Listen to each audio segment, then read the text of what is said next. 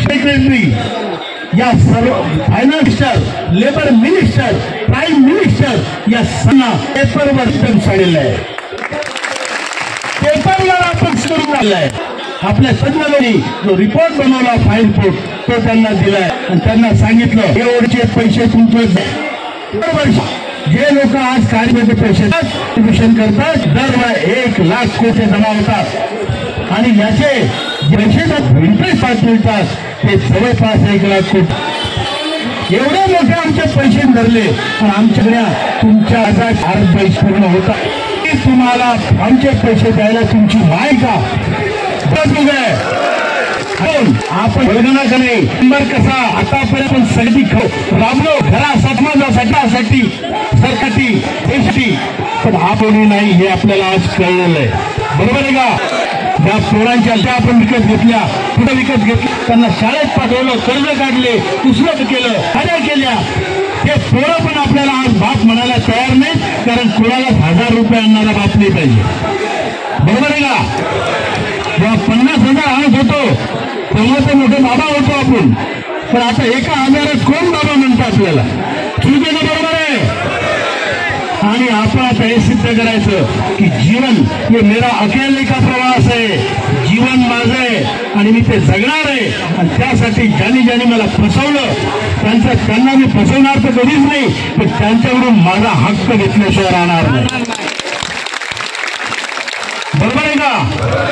आपल्याला जी आपल्या मागण्या आहेत 7,000 मागता तर आपल्याला मिळाल जवळपास 10,000 रुपये धरले पोरानं सोनं लावला नाही 300 मध्ये ती हिंमत 2,000 रुपये लागले 2,000 300 4,000 रुपये मी सारी आनंदाने आहे. बरोबर आहे की नाही? सुनेचे पोराचे खात आम्ही जगत नाही आम्हाला सोन्याची जिंदगी पाहिजे. सरकार पैसे देतो सरकारला सत्ता कशी घ्यायची याची आयडिया आपल्याला बरं चूक आहे. तुमची ती सांगतो आजच कामाला असल्याचा मित्र जी लोक असतील त्या सर्वांना कॉन्टॅक्ट तसं सांगा मतदान करायचं आपणच नाही आपला परिवार नातेवाईक आपले मित्र झाले की करायची. बरोबर आहे? बघा मी सांगू अमुक पार्टीला मतदान पूर्ण एकीकरण जरा सगळेच्या सगळे सरकारी पद्धती पण काम केलं नाही आपले सगळे लोक कुठल्या पण त्यांना जाणार. बरोबर आहे? आपल्याला कोणी चालतं पण ते चालत ही भूमिका राखवी लागली आणि जर तुम्ही भूमिका ठेवली तर पुन्हा तुमचा मुका घेतला म्हणून त्या मांडीवर बसायचं नाही. मांडीवर बसतो पहिल्यांदा मुका घेतो तुम्ही नाही. बरोबर आहे? आला तुम्हाला शक्ती सांगतो हनुमान शक्ती होती तो ती शक्तीला जांबुवंत लागला. बरोबर आहे की नाही? जांबुवंत पण तुम्ही हनुमंत मी तुम्हाला हात जोडून सांग आपल्या महाराष्ट्रामध्ये EPS पुनरांची लाख त्याची 65 लाख उजळणी पाठवायला पैसे फुली सगळे पाठेल पण मोजायला पैसे आहे का नाही. किती झाले 65 1.5 कोटी कार्यरत कर्मचारी त्या डिपार्टमेंट मध्ये रिटायर झाले 1.5 कोटी लोक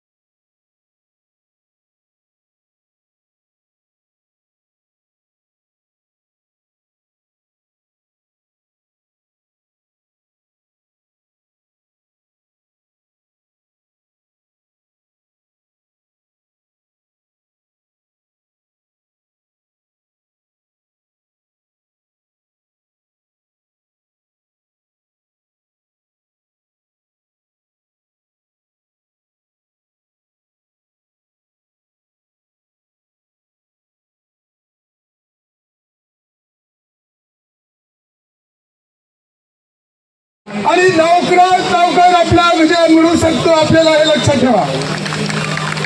मोदी सरकारवर आपल्याला टीका करो नाही करो तो विषय वेगळा आहे.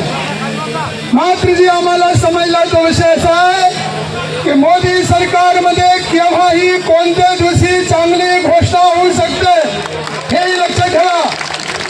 UPSC घोषणा झाली, कोणाला माहिती सुद्धा नव्हतं. एक दिवसापूर्वी त्यांचे जे नेते आहे शिवगोपाल मिश्राजी, माननीय कमांडर साहेबांचे अत्यंत जवळचे आहे, दोनदा आमच्या सोबत त्यांची बैठक झालेली आहे. त्यांना एक दिवसापूर्वी फोन आला की तुम्ही तुमचे प्रतिनिधी मंडळाला घेऊन या, आम्ही तुमची उद्या घोषणा करणार आहे. म्हणून आपली घोषणा केव्हा येऊ शकते लक्षात ठेवा. आता कुठे काही अडचणी कुठे आले मी शॉर्ट मध्ये सांगण्याचा प्रयत्न करतो. आजपर्यंत आपला कामकाज झाला नाही, त्याचे एक कारण असं आहे की जितके वेगवेगळे युनियन आहे हे वेगळे वेगळे डिमांड करत होते, वेगळे वेगळे मागण्या करत होते.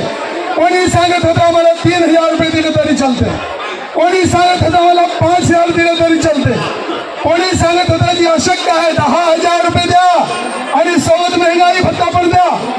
मात्र माननीय कमांडर साहेबांनी जी मागणी ठेवली 7,500 रुपये प्लस डीए, त्याच्या कारण असं होतं की ही मागणी आमच्या पेन्शन फंडच्या व्याजामधून पूर्ण केली जाऊ शकते.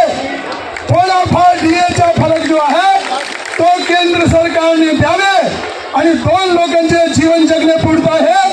7,500 प्लस डीए ही आमची न्यायोचित मागणी आहे.